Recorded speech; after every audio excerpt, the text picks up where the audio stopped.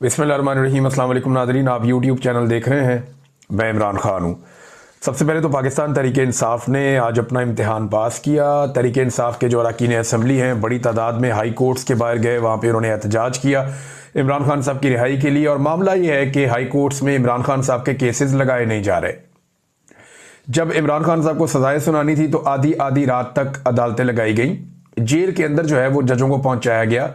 पूरा सिस्टम इसी काम पे लगा हुआ था कि जल्द अज जल्द सजा सुनाई जाए, ताकि जितनी इमरान खान को सजा सुनाएंगे उतनी लोगों में मायूसी होगी और लोग वोट नहीं डालेंगे।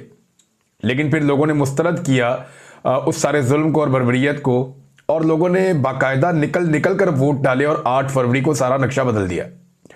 अब उसके बाद से ये निज़ाम इमरान खान साहब को अंदर रखने के लिए तमाम हरबे इस्तेमाल कर रहा है। पाकिस्तान का आइन भी तब्दील कर दिया, वहाँ पे आइनी अदालतें भी बना दी, पाकिस्तान की पार्लियामान पे कब्जा कर लिया गया, सारे के सारे स्ट्रक्चर को और निज़ाम को तब्दील कर दिया गया, बैन अवी सतह पे कंप्रोमाइज़ किए गए, पाकिस्तान के अंदर मादनियात तक अपनी जो है वो गिरवी रखने का फैसला कर लिया गया। ये सारा कुछ सिर्फ इमरान खान को जेल में रखने के लिए किया जा रहा है। तो क्या इतने आराम से इमरान खान साहब को छोड़ दिया जाएगा? इमरान खान साहब के जल्द और आराम से छूट जाने का एक ही तरीका है कि इमरान खान साहब वो कंप्रोमाइज कर लें जो उन्हें करने के लिए पाकिस्तान के अंदर एस्टेब्लिशमेंट मजबूर कर रही है। अगर वो ये कंप्रोमाइज नहीं करते तो फिर उन्हें एक अवामी तहरीक चाहिए होगी, एक ताकतवर अवामी तहरीक, जिसके नतीजे में बैन अवी दबाव बढ़े और इमरान खान साहब बाहर आ जाएं। लेकिन अच्छी बात यह है कि लोगों ने यह साबित किया कि वो फसाइयत के सामने झुक नहीं रहे। पाकिस्तान तहरीक इंसाफ के जो ओहदेदारान हैं या जो अरकान असम्बली हैं वो हाई कोर्ट्स के बाहर पहुंचे, स्पेशली इस्लामाबाद हाई कोर्ट और लाहौर हाई कोर्ट में आलिया हमजा साहिबा और बाकी लोग। तो केसेस लग नहीं रहे। आज केस लगना चाहिए था। इमरान खान साहब का जो वादा किया था इस्लामाबाद हाई कोर्ट के कायम मकाम चीफ जस्टिस, जिन्हें लाहौर से स्पेशली लाया गया था डोगर साहब को इसी मकसद के लिए कि एक ऐसा जज इस्लामाबाद हाई कोर्ट में पहुंचाया जाए जो इमरान खान साहब के लिए किसी किस्म का भी जो है वो रिलीफ ना दे। और यानी एक्चुअली तो इमरान खान साहब को टैकल करना था। तो जज पहुंचाया गया और एक जूनियर जज को लाहौर से इस्लामाबाद पहुंचा के सीनियर बनाया गया और फिर उन्हें कायम मकाम चीफ जस्टिस बना दिया गया। अब वो कायम मकाम चीफ जस्टिस केस लगने ही नहीं दे रहे। वादा किया हुआ था, इस हफ्ते का फिर नहीं लगा और अब एक नया वादा कर लिया उन्होंने। और उन्होंने क्या किया, उनके दफ्तर ने एक वादा किया है। इस एहतजाज के नतीजे में इमरान खान साहब की बहनों ने और बाकी लोगों ने क्या कहा वो बाद में बताता हूं। लेकिन जो एक बड़ा इंपॉर्टेंट स्टेटमेंट है ये साकिब बशीर साहब का है। साकिब बशीर साहब कोर्ट्स को कवर करते हैं, बड़े सीनियर जर्नलिस्ट हैं, और उन्होंने एक जुमले के अंदर ना ये सारी कहानी बता दी कि एक्चुअली होने क्या जा रहा है। देखिए, गौर करें आप कि 5 तारीख दी है अब, और वो भी चीफ जस्टिस ने नहीं दी, चीफ जस्टिस के ऑफिस ने दी है लतीफ खोसा साहब को और बैरिस्टर गौर साहब को कि जनाब अब आप ईद से 2 दिन पहले आ जाइएगा। 7 को ईद है पाकिस्तान में गालिबन, तो 7 तारीख को पाकिस्तान में ईद है, तो जनाब आप आ जाइएगा ईद से 2 दिन पहले 5 तारीख को। और 5 तारीख को जब आप आएंगे तो फिर इमरान खान साहब का केस लग जाएगा। अब ये ऑफिस कह रहा है, चीफ जस्टिस नहीं कह रहा। मुमकिन है उस दिन चीफ जस्टिस छुट्टी पे चले जाएं। और याद रखिएगा ये डबल बेंच का आखिरी दिन होगा, उसके बाद डबल बेंच नहीं बैठना। तो ये फिर हंगामी केसेस तो लगते रहेंगे, लेकिन छुट्टियों पे चले जाएंगे सारे जज, फिर मामला खत्म हो जाएगा। अब इसमें जनाब साकिब बशीर साहब कहते हैं बैरिस्टर गौर और सरदार लतीफ खोसा के बकौल 5 जून को 190 मिलियन पाउंड सजा मुअत्तली केस मुकर्रर करने की यकीन दहानी कायम मकाम चीफ जस्टिस के ऑफिस के जानिब से करवाई गई। याद रहे कि 5 जून जुमेरात ईद से कबल इस्लामाबाद हाई कोर्ट में डिवीजन बेंच का आखिरी वर्किंग डे होगा। अगर इस रोज नैब कुछ वक्त देने की इस्तदा कर दे तो उस रोज भी केस आगे नहीं बढ़ सकेगा। यानी नैब वाले आए और आकर कुछ भी ना कहें और आकर सिर्फ अदालत में खड़े होकर इतना कह दें जी थोड़ा हमें टाइम दे दें, 1 दिन का 2 दिन का, या चले हमें नेक्स्ट डेट आप दे दें, तो डबल बेंच ने तो उसके बाद बैठना ही नहीं है, तो डेट तो जाएगी लंबी। लिहाजा इमरान खान साहब ऐसे बाहर तो नहीं आते। अलीमा खान साहिबा से जब ये पूछा गया कि क्या इमरान खान साहब ईद से पहले बाहर आ जाएंगे, क्योंकि बहुत सारे लोग ये दावा कर रहे थे ना, बार बार ये दावा हो रहा था कि ईद से पहले इमरान खान साहब बाहर आ जाएंगे। तो वो जो दावा था कि ईद से पहले इमरान खान साहब बाहर आ जाएंगे, इमरान खान की बहन के सामने रखा गया। अब रियल सिचुएशन तो उनके पास है, वकला से भी पूछती हैं, पार्टी से भी पूछती हैं, इमरान खान साहब से भी वो लोग मिलते हैं। दूसरी बहनें आज 2 जाकर मिलकर भी आई हैं। जिन्हें इजाजत मिली है। यानी इमरान खान की बहन अलीमा खान को तो आज भी शायद नहीं मिलने दिया गया, बल्कि 2 बाकी बहनों को मिलने दिया गया, वो जाकर मिलकर आई हैं। वो इमरान खान साहब ने क्या कहा वो मैं आपको नेक्स्ट वीलॉग में सारी तफसीलात आपके सामने रख दूंगा। इकट्ठी सारी हम कर लेते हैं कि क्या क्या इमरान खान साहब ने कहा। लेकिन अलीमा खान साहब ने कहा कि कौन कह रहा है जी कि इमरान खान ईद से पहले बाहर आ रहे। उन्हें बताया गया जी बैरिस्टर गौहर ने कहा। तो उन्होंने कहा पता नहीं बैरिस्टर गौहर कहां से ये खबर ले आते हैं या लाते हैं, कोई रिहाई इमरान खान साहब की नहीं हो रही। केस लगेगा तो रिहाई होगी ना, केस ही नहीं लग रहे तो रिहाई कैसे होगी। अब 5 तारीख दी गई है, 5 तारीख को फिर डेट मांग ली जाएगी तो फिर रिहाई नहीं होगी। और 5 तारीख को क्या गारंटी है कि जजेस आएंगे और बैठेंगे और 5 तारीख भी मिल जाएगी, इसकी गारंटी कोई नहीं है। वैसे तो इमरान खान साहब जो हैं वो आधे घंटे का काम है। अदालत अगर केस को सुने और इंसाफ करे तो आधे घंटे में इमरान खान साहब की रिहाई हो जाती है। ये इमरान खान साहब की पार्टी के तमाम लोग, उनके वकला, उनकी बहन, ये सब लोग ये कहते हैं कि ये बहुत आसान है।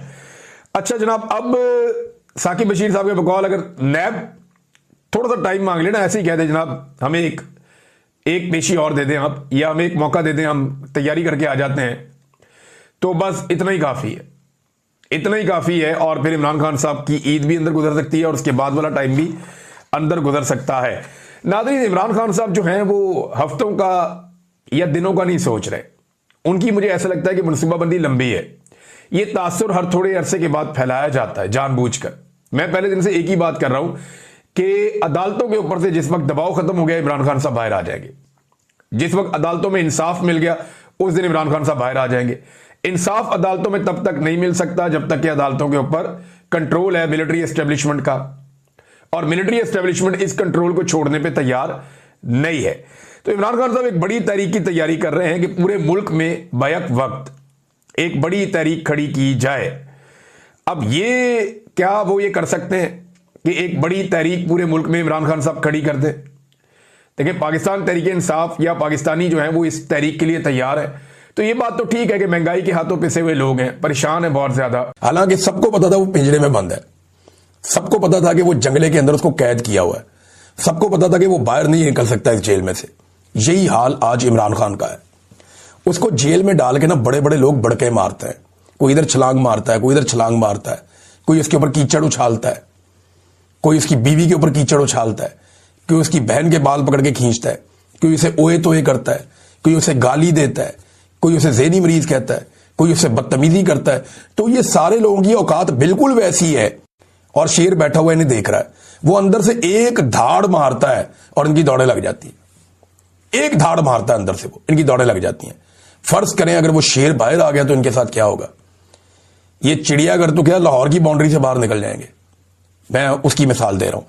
तो नादरीन, ये मैंने जो वाकया देखा मुझे ये सिमिलैरिटी नजर आ रही है। इमरान खान को भी पिंजरे में बंद किए हुए एक शेर की तरह आप ले सकते हैं, जिसको बाहर खड़े हुए आवारा किस्म के लोग, जिनकी अपनी कोई औकात और हैसियत नहीं है और कोई उनके अंदर दिल गुर्दा नहीं है, वो उसको छेड़ रहे हैं। और जिस वक्त वो उठता है जरा सा धाड़ता है, इनकी दौड़ें लगती हैं। और अगर कहीं वो बाहर आ गया इस पिंजरे से तो इन सबको पता है कि इनका मुस्तकबिल क्या होगा। और ये जो बाकी सियासी जमातें हैं ना, ये जो आज मजे ले रही हैं, ये कल को पछताएंगी। जिस तरह इमरान खान साहब अपनी जिंदगी में अपनी चंद गलतियों पर पछताते रहे ना, इस तरह ये लोग बहुत पछताएंगे, बल्कि इनको पछताने का मौका भी नहीं मिलेगा।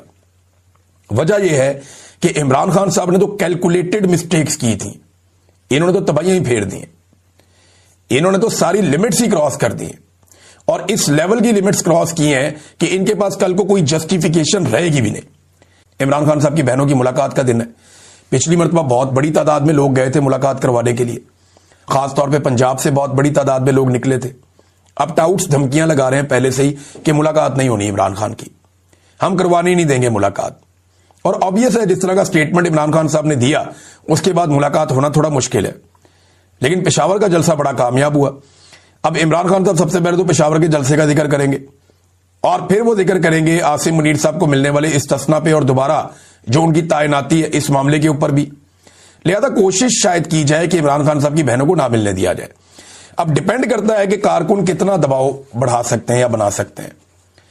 ये फैसल वाडा ने और बाकी लोगों ने जो टाउट्स हैं, इन्होंने दावा किया कि बहुत दूर यहां जेल से रोक दिया जाएगा, नहीं जाने दिया जाएगा जेल की जानिब। और यह भी कहा गया कि इमरान खान साहब की बहनों को गिरफ्तार भी किया जा सकता है। और इमरान खान की बहनें कह रही हैं कि हम तो जरूर जाएंगे, किसी सूरत हम नहीं रुकने के, हम पहुंचेंगे। और नाज़रीन एक और चीज, ये जो सुहेल अफरीदी का जलसा चल रहा था ना पाकिस्तान तहरीक इंसाफ का या तहरीक तहफ़्फ़ुज़ आईन पाकिस्तान का पेशावर में, सिर्फ एक ट्विटर अकाउंट के ऊपर, सिर्फ एक अकाउंट की बात कर रहा हूं, सिर्फ एक अकाउंट पे 80,000 लोग उसको देख रहे थे लाइव। एक अकाउंट पे 80,000 लोग उस जलसे को लाइव देख रहे थे। टिकटॉक पे अलग चल रहे थे, ट्विटर के ऊपर दीगर अकाउंट्स के ऊपर अलग चल रहे थे, फेसबुक के ऊपर लाइव अलग चल रहा था, यूट्यूब के ऊपर कई चैनल्स पे लाइव अलग चल रहा था। यानी अलग अलग प्लेटफॉर्म्स के ऊपर यह चल रहा था पाकिस्तान तहरीक इंसाफ का जलसा। सिर्फ एक प्लेटफॉर्म पे 80,000 लोग देख रहे थे। अभी अशर बाजुआ साहब हैं या कुछ और दोस्त हैं, वो जब डाटा इकट्ठा करेंगे पता चलेगा कितने मिलियन लोग देख रहे थे, लेकिन 80,000 सिर्फ एक प्लेटफॉर्म पे। अब आप अंदाजा करें कि DGISPR की जब लाइव प्रेस कॉन्फ्रेंस चल रही थी, जब पाकिस्तान के सारे जर्नलिस्ट बुलाए गए थे, उसे चंद 100 लोग देख रहे थे, सिर्फ चंद 100 लोग। इतना बड़ा फर्क है। वो उन्होंने पूछा ना कि इमरान खान तुम्हारी हैसियत क्या है, तुम हो कौन?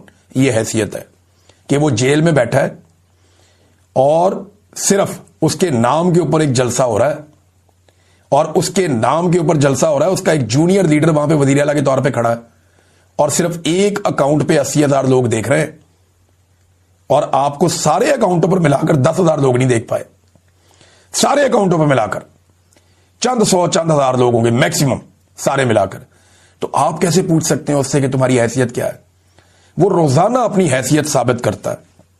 यानी जो एहतजाज हुआ उसको जिस किस्म का रंग दे दिया गया, बाद में जो कुछ किया गया, मिलिट्री एस्टेब्लिशमेंट इमरान खान को अपने मैदान में यानी ताकत के मैदान में ले गई थी, सियासत के मैदान से घसीटते हुए।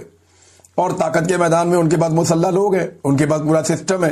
तो फिर 36,000 लोगों को गिरफ्तार किया गया। वो 2-3 दिन के अंदर ही 10,000 बंदा गिरफ्तार हो गया था। 36,000 लोग गिरफ्तार हो गए, 64,000 लोगों पे मुकदमे दर्ज हो गए, और पता नहीं क्या कुछ किया इन्होंने। कहां से कहां धकेल दिया पाकिस्तानियों को। वो नफरत हमेशा रहेगी एस्टेब्लिशमेंट के साथ, ये उससे भाग नहीं सकेगी। ये जो इस मर्तबा हुआ, इमरान खान जेल में बैठकर मिलिट्री एस्टेब्लिशमेंट को वापस घसीट के अपने मैदान में ले आया। सियासत का मैदान इमरान खान है। इससे पहले जो मिलिट्री एस्टेब्लिशमेंट है वो ताकत के मैदान में इमरान खान साहब को ले गई थी। अब इमरान खान वापस घसीट के सियासत के मैदान में मिलिट्री एस्टेब्लिशमेंट को ले आया। ये उसका मैदान है। यहां पे DGISPR ने बहुत बड़ी बड़ी गलतियां कर दी, और इन गलतियों को अगर एक लाइन में बयान किया जाए तो वो ये है कि DGISPR साहब ने अपनी फौज पे खुदकुश हमला कर दिया। पाकिस्तान तहरीक इंसाफ जिसकी कुछ हवा कम हुई थी, या पाकिस्तान तहरीक इंसाफ जो मोमेंटम नहीं बना पा रही थी, DG साहब ने कमाल मोमेंटम बनाया। हमने बड़े अरसे के बाद वो मनाजिर देखे जो पहले दिखाई नहीं दे रहे थे।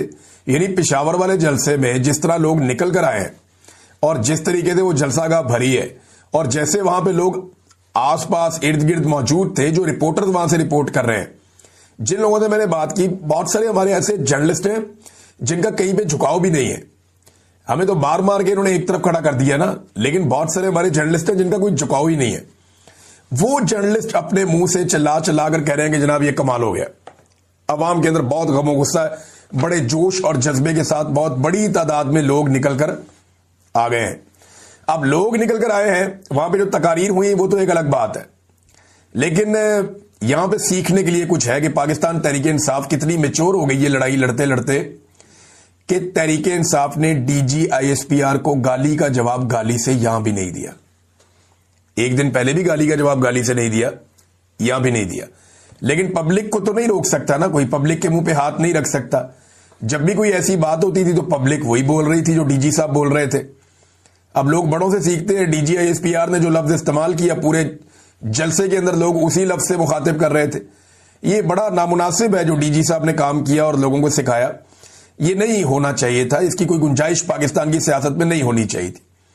अब हैरत की बात मुझे यह है कि पाकिस्तान के जितने भी जमहूरे हैं, चाहे वो MKM वाले हों, चाहे वो पीपल्स पार्टी वाले हों, चाहे वो नून लीग वाले हों, चाहे बाकी जमातों वाले हों, ये जमहूरे सारे के सारे आगे प्रेस कॉन्फ्रेंसें कर रहे हैं, और इनके ऊपर बेचारों में दबाव डाला गया कि आओ यार आके हमें जो है वो आप कहो आकर के हमने ठीक किया। तो अब वो जमहूरे कह रहे हैं जी हम 100% मुत्तफिक हैं, जो DG ने कहा। DGISPR ने जो कहा जी हम उससे मुत्तफिक हैं। वो खैबर पख्तूनख्वा से PMLN के लोग आ गए, वो उधर से जो है ऊपर से बलूचिस्तान का वजीर आला आ गया, MQM के बंदे इकट्ठे होकर बैठ गए, फारूक सत्तार वगैरह ये सारे।